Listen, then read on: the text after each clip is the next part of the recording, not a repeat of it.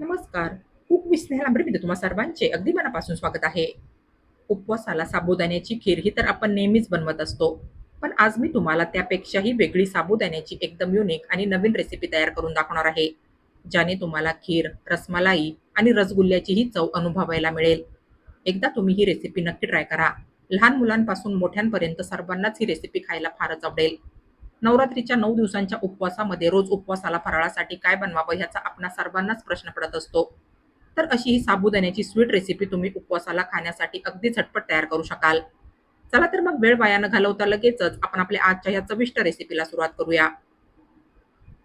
तर सर्वात अगोदर इथे या बाउलमध्ये मी हा अर्धा कप साबुदाणा घालून घेणार आहे. आपण जो आज साबुदाण्याचा स्वीट पदार्थ तयार करणार आहोत त्यासाठी लक्षात ठेवा आपल्याला मार्केटमध्ये जो अगदी बारीक साबुदाणा मिळतो तो घ्यायचा आहे. मार्केटमध्ये 3 साईजचा साबुदाणा मिळतो. एक तर हा मोती दानावाला बारीक साबुदाणा, दुसरा म्हणजे मीडियम साईजचा साबुदाणा, ज्यापासून आपण साबुदाणा खीर आणि साबुदाणा खिचडी बनवतो, आणि तिसरा म्हणजे सर्वात मोठ्या दाण्याचा साबुदाणा, ज्याला आपण नायलॉन साबुदाणा असंही बोलतो. त्यापासून आपण जनरली नमकीन चिवडा वगैरे बनवत असतो. हा जो बारीक साबुदाणा आहे, ह्याच्याने तुम्हाला आपली आजची रेसिपी बनवायला अजिबात अडचण नाही येणार. आता हा साबुदाणा मी 3 ते 4 पाण्याने चांगला स्वच्छ धुवून घेणार आहे. साबुदाणा स्वच्छ धुवून घेतल्यानंतर ह्याला भिजवण्यासाठी आता ह्याच्यामध्ये मी पाणी घालणार आहे. लक्षात ठेवा हा बारीक साबुदाणा भिजवायला जास्त पाण्याचा वापर करायचा नाहीये. असं साबुदाण्याच्या लेव्हलमध्ये ह्याच्यामध्ये पाणी घालायचंय आणि ह्याला रात्रभर किंवा मग 3 ते 4 तासांसाठी झाकण ठेवून भिजत ठेवायचंय. तर मी हा साबुदाणा ह्या ठिकाणी 4 तास भिजवून घेतलाय. हे पहा, आपण जे ह्याच्यामध्ये पाणी घातलं होतं त्याच्यामध्येच आपला हा साबुदाणा अगदी छान असा सॉफ्ट भिजलाय. हे पहा, साबुदाणा भिजून असा अगदी सॉफ्ट झाला पाहिजे. तर आता सर्वात अगोदर आपण दूध गरम करायला ठेवणार आहोत. त्यासाठी इथे गॅसवर ठेवलेल्या ह्या कढईमध्ये मी सुरुवातीला थोडंसं पाणी घालून घेणार आहे, जेणेकरून दूध आटवताना ह्या कढईच्या तळाला लागणार नाही. तर असं जाड बुडाच्या कढईमध्ये मी पाऊण लिटर दूध घालून घेणार आहे. आता फुल फ्लेमवर आपण ह्या दुधाला एक चांगली उकळी काढून घेणार आहोत. थोडा थोडा वेळाने हे दूध असं ढवळत राहायचंय आणि ह्याला एक छान उकळी काढून घ्यायची आहे. दुधाला एकदा अशी छान उकळी आली की गॅसची फ्लेम लो करायची आहे आणि ह्याच्यामध्ये 4 ते 5 केशरच्या काड्या घालून ह्याला मंद आचेवर 4 ते 5 मिनिट उकळून घ्यायचंय. आपलं दूध मंद आचेवर एकीकडे उकळत आहे तोपर्यंत आपण पुढची तयारी करून घेऊया.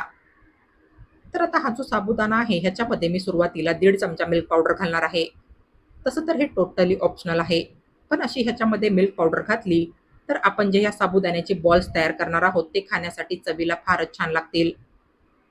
यानंतर आता ह्याच्यामध्ये आपण 1.5 चमचा पिठी साखर घालणार आहोत. पिठी साखर घातल्यानंतर मिल्क पावडर आणि पिठी साखर अशी साबुदाण्यामध्ये 2 ते 3 मिनिट छानपैकी मिक्स करून घ्यायची आहे. चमच्याने ह्याच्यातला साबुदाणा हलकासा स्मॅश करत राहायचा आहे, म्हणजे आपल्या ह्या मिश्रणाला त्याच्याने छान बाइंडिंग येईल. हे पहा, असा चमच्याने साबुदाणा हलकासा स्मॅश करत राहायचा आहे. तुम्हाला हे चमच्याने जमत नसेल तर तुम्ही ह्याला हाताने स्मॅश करायचंय, म्हणजे तुमच्या मिश्रणाला ह्याचे बॉल्स तयार करण्यासाठी छान बाइंडिंग येईल. तर हे पहा, 2 ते 3 मिनिट ह्याला असं स्मॅश करत करत मिक्स करून घेतल्यानंतर आता तुम्ही इथे पाहू शकता आपल्या ह्या मिश्रणाला छान बाइंडिंग आली आहे.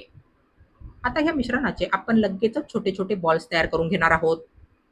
हे मिश्रण थोडंसं चिकट असतं, तेव्हा सुरुवातीला हाताला थोडंसं साजूक तूप लावून घ्यायचंय, म्हणजे मिश्रणाचे बॉल्स तयार करताना मिश्रण आपल्या हाताला नाही चिटकणार.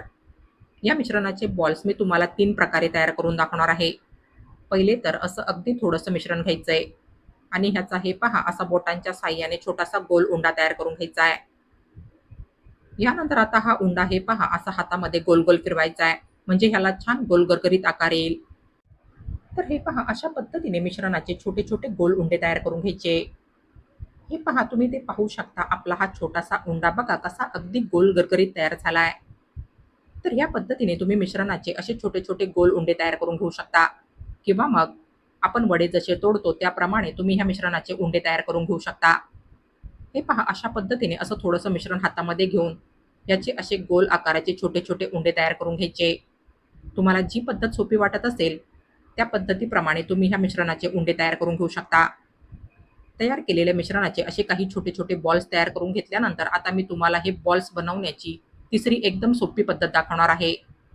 तर सुरुवातीला दोन्ही हातांना थोडंसं साजूक तूप लावून घ्यायचंय आणि मग तयार केलेल्या मिश्रणाचा छोटासा उंडा घेऊन याला असं दोन्ही हातांच्या तळव्यामध्ये गोल गोल फिरवायचंय आणि ह्याचे असे छोटे छोटे बॉल्स तयार करून घ्यायचे. ही तिसरी पद्धत एकदम सोपी आहे.